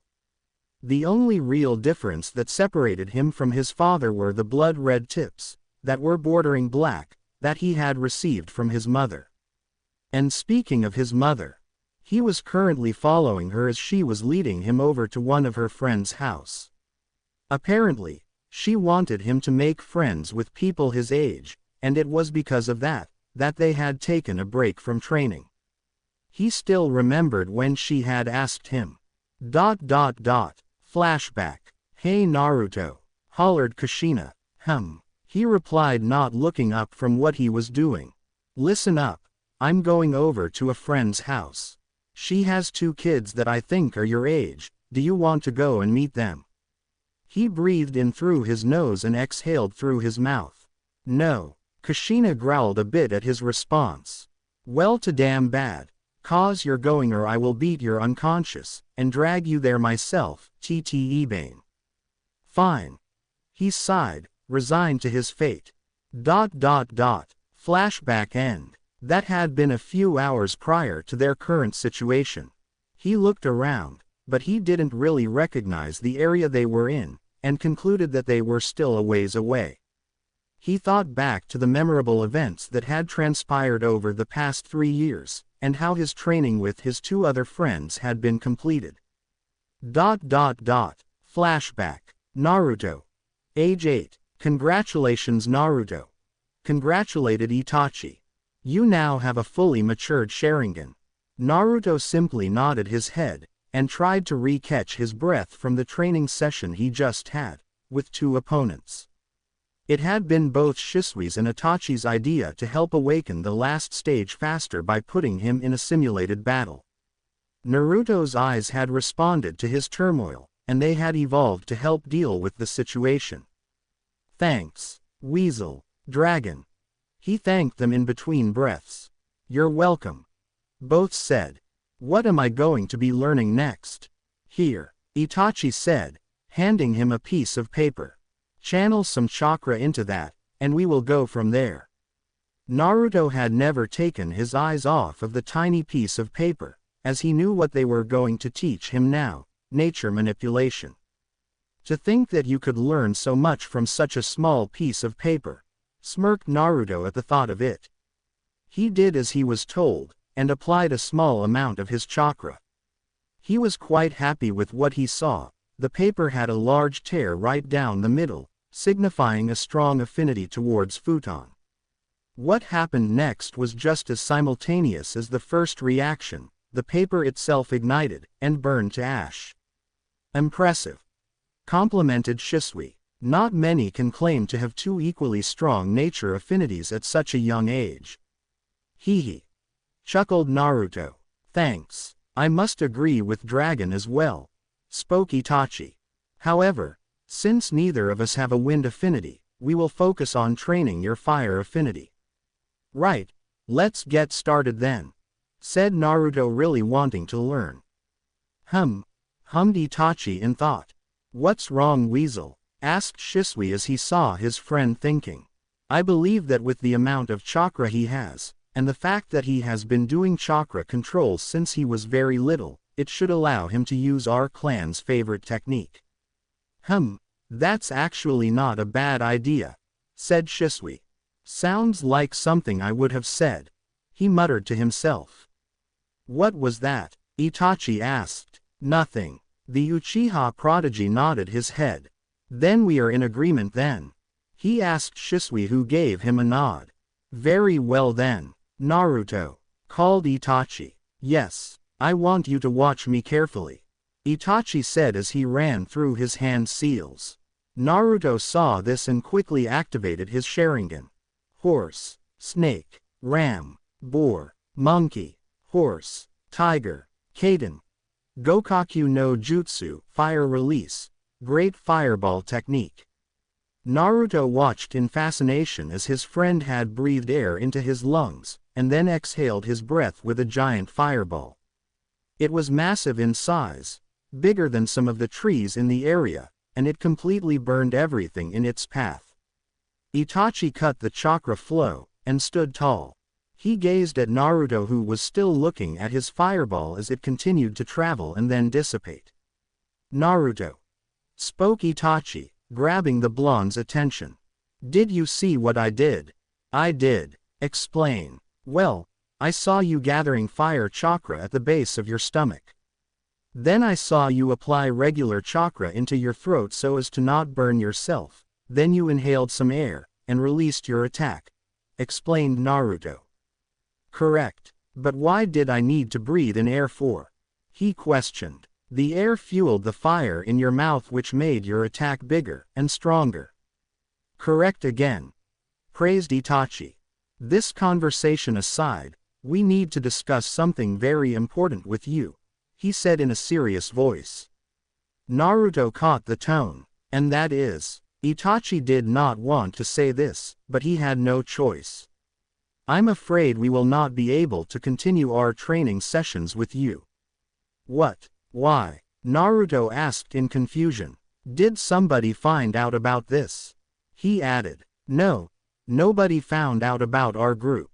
Dragon, along with myself, are soon going to be assigned a rather long mission. Oh, responded Naruto, sadly looking down. How much longer do we have? Let's see here. You're about to turn 9 in 2 weeks, so I would wager we have about 10 months before we depart. Naruto grimaced. That's actually not a lot of time, he stated. No, it isn't. Time will fly by. Which is why in the remaining time we have, we will teach you to the best of our ability. Everything we will teach you is going to be split into months. Naruto raised an eyebrow. How are we going to work this? Simple. We will focus on one subject for 4 months, then another for 3 months, and we will repeat the process," he explained. "The only question is, what you wish to focus on." "I want to focus the first 4 months on ninjutsu," announced Naruto. "Very well then, I want you to master this technique. When you do, we will move on to the next technique," said Itachi, steering the conversation back to his training. "But what if I can't master it before we move on to the next part of my training?" asked a worried Naruto. "Do not panic. Even if you don't master it, and we move on, we will leave some scrolls with you that contain techniques," reassured Itachi. "At regular intervals, of course," he added. "Okay," said Naruto, glad he would continue to learn, but sad he would be losing his 2 friends. Flashback end. That had been the first 4 months, and unfortunately for Naruto, he would have to now make do with scrolls. He had taken an entire month to master the first technique, and had mastered 2 more along the way. He hasn't been training with his mother as much, except for calligraphy. She had been a bit more busy doing her own things, and had left him to his own devices, hence the library. Speaking of the library, he had read most if not all books regarding the art of assassination. He could say without a doubt he knew how to assassinate a person, but actually putting it to practice was something else. The remaining 6 months had flown by as he spent it with Itachi and Shisui, as they taught him new things that would greatly benefit him in the years to come. Flashback. Naruto. Age 9. "Okay Naruto, it's just going to be me today, and the rest of the 3 months," stated Itachi in monotone voice. "Where's Shisui?" "Shisui has some work to do that will take him a while to finish." "Okay then, what will we be doing today?" "I'm going to teach you my area of expertise." Naruto's eyes lit up at hearing this news. "You're going to teach me genjutsu?" "Correct, but first," he said, "what can you tell me about genjutsu?" "Let's see here. Genjutsu is like ninjutsu, in that you need chakra, and sometimes hand seals, but instead of affecting the body, it affects the mind. It then causes a disruption in a person's senses," explained Naruto. Itachi nodded his head and agreed with his answer. "Correct, but we who have the Sharingan are given an advantage over others. We can cast illusions with just our eyes alone. Of course we can also use hand seals, and I advise you to do that so as to keep your eyes a secret, but all it takes is a glance, and we have them," said Itachi, catching his breath after a lengthy explanation. Naruto took in all of the information he had just received. "So what are you going to teach me?" "I'm going to teach you how to cast generic illusions with your eyes, and one of my favorite techniques." "What's it called?" inquired Naruto. "Magen. Kasagui no Jutsu, demonic illusion, shackling stakes technique." Flashback end. Naruto grimaced as that had been a long 3 months. A shiver coursed through his body at that memory, and he knew it was an illusion, but he would rather not go through that a second time. The blonde had also learned that like humans, dogs and other species of mammal can also be placed in an illusion. He moved past that memory, and thought to the last 3 months he had spent with his uncle. Flashback. Naruto. Age 9 Kant. "Yo Naruto," greeted Shisui. "Hello. As you know, I was not here the past 3 months as I had been assigned a mission, and now it has been Itachi. So it will be just the 2 of us," he said. "And as I understand it, he has been teaching you genjutsu." "Yep. Then I'm going to teach you kenjutsu," he stated. "Is there any particular style of blade you wish to use, or would you like to learn from the one I use?" offered Shisui. "What type do you use?" "In my line of work, I use a ninjutsu," answered Shisui. Naruto was thinking of all of the blades he had read about. "I'd like to use a kodachi." "A kodachi, huh? A defensive blade. How good is your taijutsu then?" "Subpar, as I haven't really focused on it during my time training." Naruto answered truthfully. I see. Then perhaps using 2 Kodachi will solve your taijutsu problem, and I do believe I know of a style suited for dual Kodachi. Well, he continued, for now we will just focus on you getting used to handling one, and then we will incorporate the second one. Right. And so began the Kenjutsu training. Flashback end. Of course, all good things must come to an end, and he had spent his remaining time on his own trying to master what they had left him. He had received multiple scrolls with detailed writings on numerous fire techniques, genjutsu, and his new kenjutsu style. He had mastered a few more ninjutsu along with some genjutsu. However, his kenjutsu was the one that was taking him the longest. And before he knew it, he had already hit his 10th birthday. Not much had happened after that as the months went by. His mother was worried since he didn't socialize much with kids his own age, as there were none at his party. Mostly nothing but adults. It was the reason why he and his mother were currently on their way to her friend's house. Some part of him was hoping they were going to see his grandfather, Uchiha Kaguya. He knew why he wasn't allowed to see him as he would need to go to the compound, and that would just raise questions. It still didn't mean he couldn't hope for it. His musings were cut short as he noticed his mother come to a stop. He did as well, and began to look around the area. Noting special. He commented looking around. It was then when he noticed something, 2 red markings. There were 2 red markings in front of a compound wall similar to that of the Uzumaki compound. He recognized the markings immediately from the various books he's read. The Inuzuka clan. His thoughts were cut short as the gates attached to the wall had begun to open, and it revealed a person there waiting for them. A woman. A woman indeed. She was rather tall in his opinion. But then again most people are when you're only 10 years old. As he kept staring at her, there was one word that came to mind that could describe her perfectly. Feral. The woman in front of him had long, spiky, untamed brown hair, vertical slit-like pupils along with elongated nails, and canine teeth. She was proudly wearing her clan markings over her cheeks, and over her eyes. Naruto continued to stare at her, oblivious of his open leering. His eyes roamed all over her body, and he could tell she trained, if her well-toned legs and rear end was anything to go by. He nodded to himself in a silent approval. His eyes had begun to travel upwards, but stopped and lingered on her.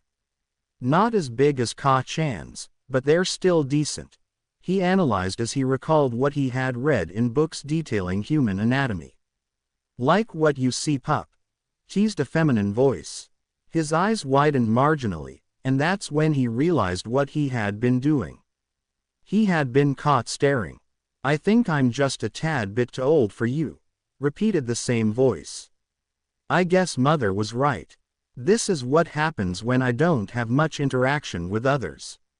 Naruto was inwardly chastising himself for his mistake. Sorry about that, Sum-chan.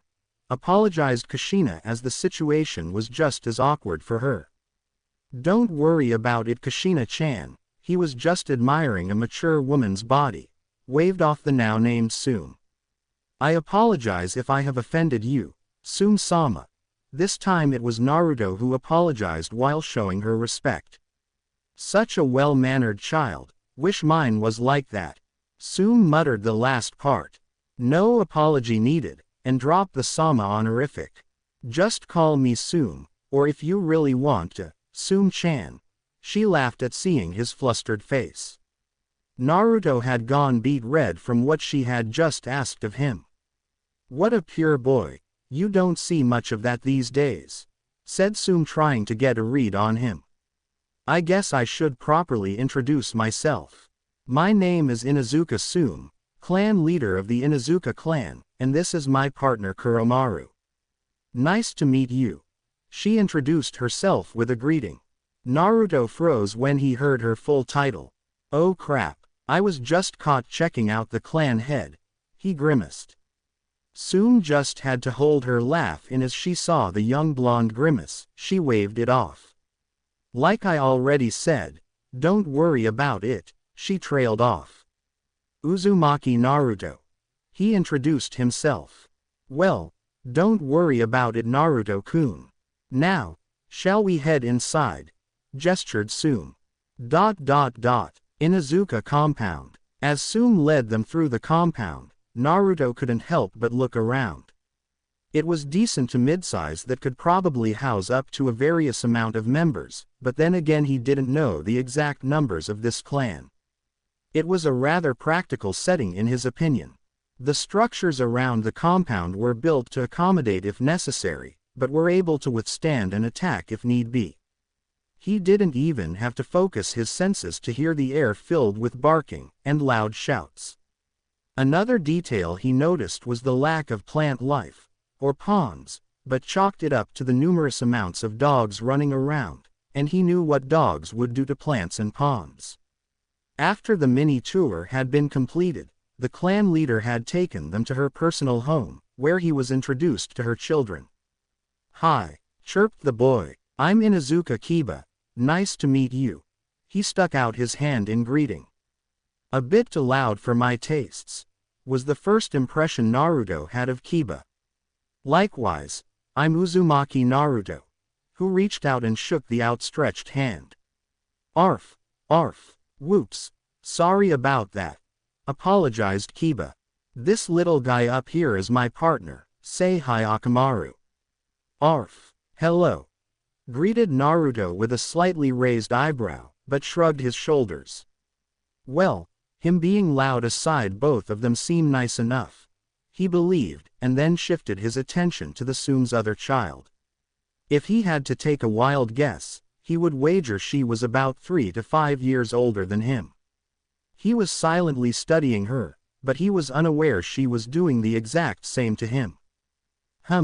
Not bad. Definitely one to look out for in the future.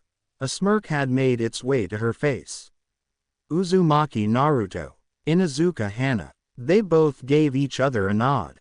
Naruto took note that while Hana was an Inuzuka, she looked the complete opposite from the rest of her clan.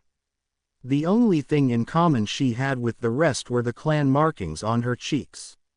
She didn't have elongated canine teeth or nails, nor did she have wild untamed hair. She was the prototype of what the rest of her clan would look like if they had a softer appearance. She inherited long brown hair, which was in a ponytail, along with large black eyes. Just stunning, were the thoughts of one blonde Uzumaki as he was yet again checking out another woman of the Inuzuka clan. Good choice of clothing as well, he commented as she had on a jacket along with form-fitting shorts that just extenuated her curves. Perhaps high C cup, guessed Naruto as he was staring at her unzipped jacket, which just happened to show off a generous amount of cleavage. Should I be expecting grand pups sometime soon, Naruto-kun? Teased Sume as she saw how both her daughter and Naruto were sizing up one another. Wah, a flabbergasted Naruto said. Ha ha ha ha, I'm just kidding, laughed the clan leader. Both Naruto and Hana blushed at just what was insinuated. I'm going to go and take a shower, announced Hana. Oh, do you want someone to go and take a peek? Is that why you announced it to the world? Hana-chan, stated Sume with a wink at her daughter. Hana turned even redder, and had said nothing while proceeding to the restroom. Well, I wouldn't mind if he did take a peek. I could show him what he would be in store for. She giggled to herself while sauntering off, knowing Naruto's eyes were still trained on her backside. Kushina just stood in the room, mouth agape some moments while getting angry in others, but sighed as she knew her friend was just messing around.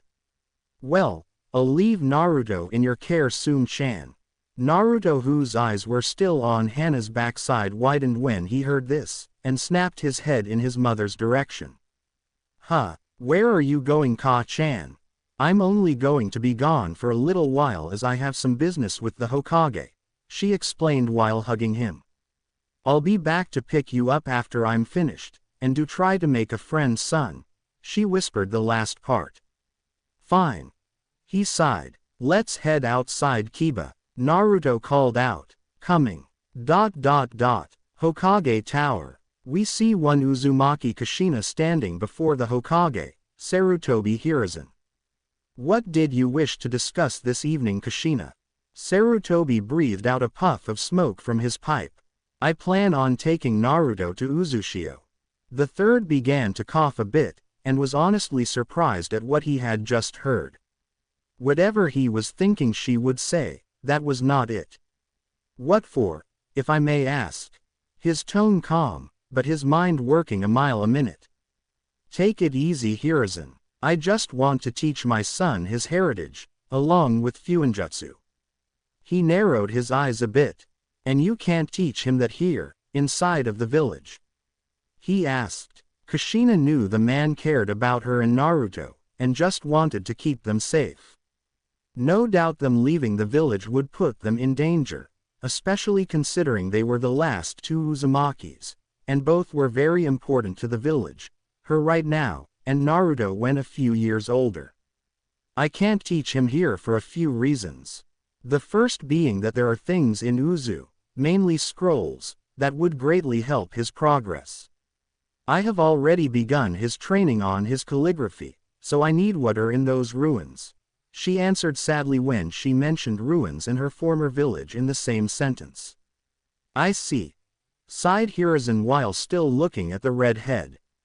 And just how long will this trip of yours take?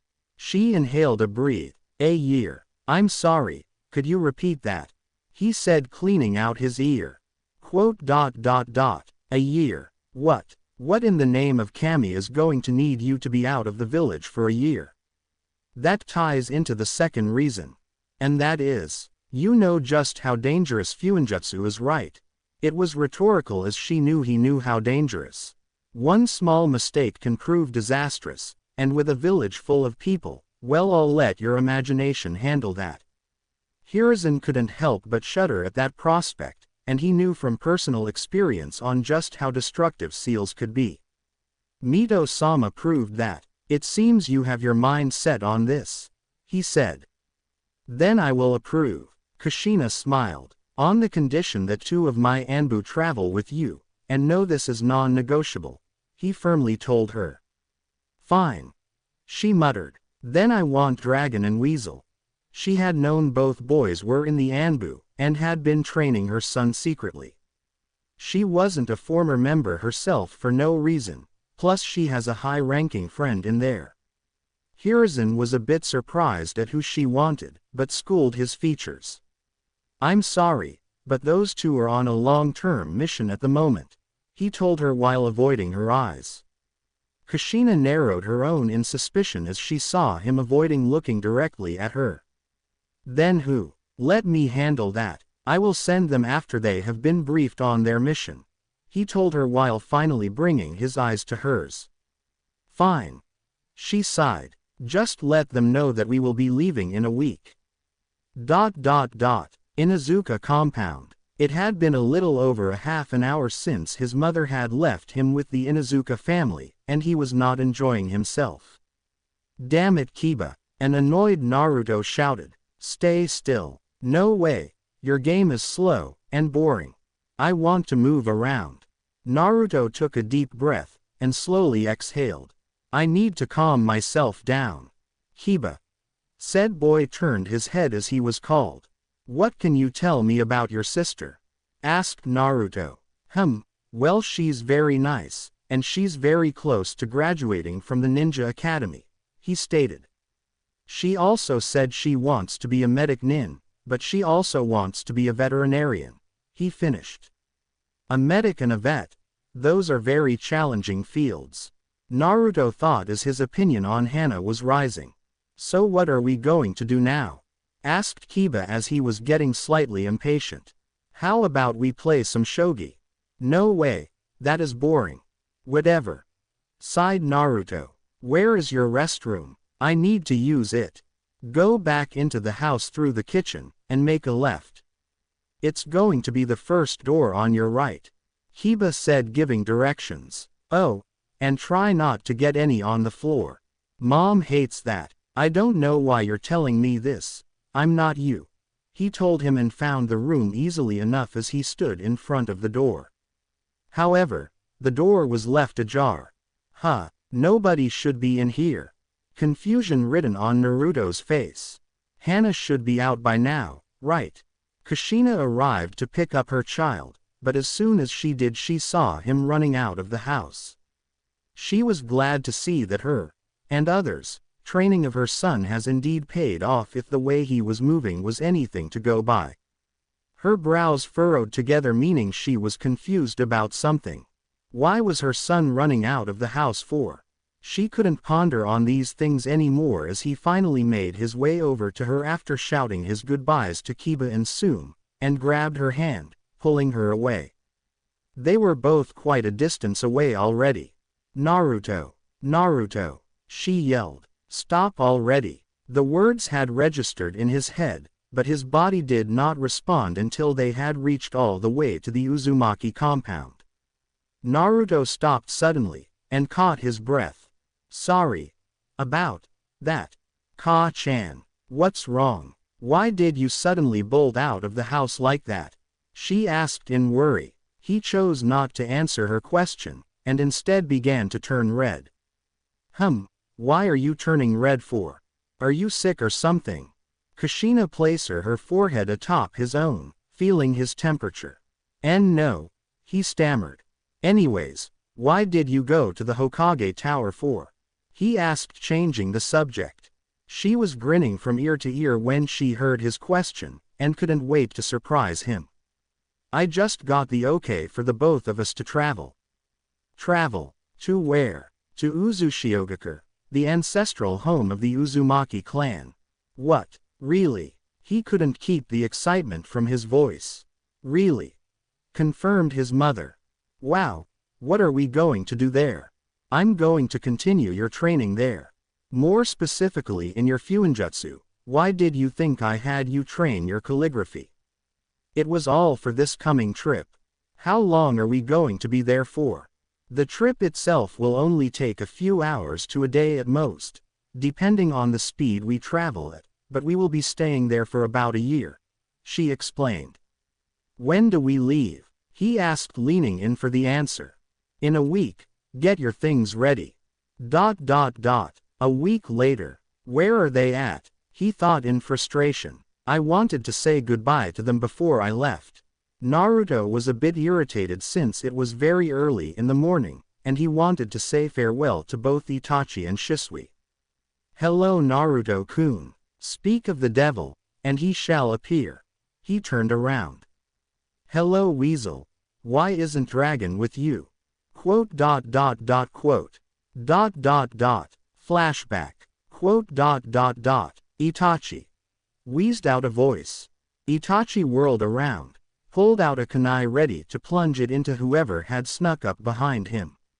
He halted in his attempt as it was someone he was familiar with, Shisui. Shisui, what happened to you? The man looked like he had just been in a battle for his life. The plan, the one we've been trying for months, it didn't work, he coughed. The coup d'état is still proceeding forward, and I bring more bad news, his tone grave. What else? Questioned Itachi. Shisui knew just how bad the situation was, and was sure Itachi would know as well with the single word he muttered. Danzo. Itachi's jaw tightened. What has that man done now? Well, you can thank him for my current appearance as he tried to steal my eyes, he admitted. Luckily I was able to evade his drones. They don't call me Shunshin no Shisui for nothing. He chuckled. Enough with the jokes, Shisui. Itachi was very irritated right now. What has Danzo done now? Shisui cut the aloof attitude. Besides trying to take my eyes, he's managed to take two of our clansmen's eyes. However, his voice grim. They weren't just any eyes, he took 2 pairs of Mangekyo eyes. He dropped the information bomb. What? How is that possible? There were only 2 other people who had activated them, and they went missing. Finished Shisui. No, They didn't go missing. They were killed. He has Uchiha Naka and Uchiha Naori's eyes. And you know just how strong those two eyes were, especially Naori's. Itachi wore a grimace when he thought of that woman. She was indeed powerful, and coupled with her Mangekyo just made her even stronger. Itachi had lied to Naruto when he said he had never seen an ability in a Sharingan like his. Naori had the same ability. Only in his opinion, Naruto's was stronger. At its current level, and would only get stronger if his eyes ever evolved to the next stage. This is bad Shisui, if he were to ever get his hands on your eyes, he trailed off. I know, which is why I'm entrusting them to you. I want you to give them to Naruto. It will be my last gift to him as his friend, teacher, and family member, instructed Shisui. Itachi hesitated for a moment. Very well, I shall see that he receives these. Thank you, Itachi. Thanked Shisui as he plucked out his two eyes without so much as eliciting a sound of pain, and moved over to the Naka River. They both exchanged a few words with each other, one asking the other to protect their home and family, while the other was thanking them for their sacrifice, and that was all that was said. The deed was done, and Uchiha Shisui had erased his existence. Itachi let his emotional mask fall, and began to cry at the loss of a friend, and a man he would gladly call brother. He would honor the last wish of his brother, and left the vicinity. In his haste to wipe away his tears before getting to the village, he wiped away, not a tear of water, but a tear of blood. He had awakened his own Mangekyo Sharingan. ... Flashback end. Cell. Weasel, shouted Naruto. Pardon. Oh. I apologize for zoning out Naruto-kun. What did you ask me? Naruto raised an eyebrow. Itachi never zones out. He thought in suspicion. I asked you where Dragon was at. Oh. He is currently on a mission, out of the village. Itachi hated doing this, lying to a friend. Oh. Well, tell him when you see him that I said goodbye, and I'll be back soon. I can do that, Itachi replied solemnly. I'm so sorry about this, Naruto. Itachi subtly activated his dojutsu while Naruto's head was turned, and would put a mild sleep genjutsu on him. Genjutsu. Suman Unagasu illusion technique. Sleep induction. Itachi's and Naruto's eyes briefly met for a second and he knew he had him. He immediately got to work as he knew Naruto would soon realize something was different.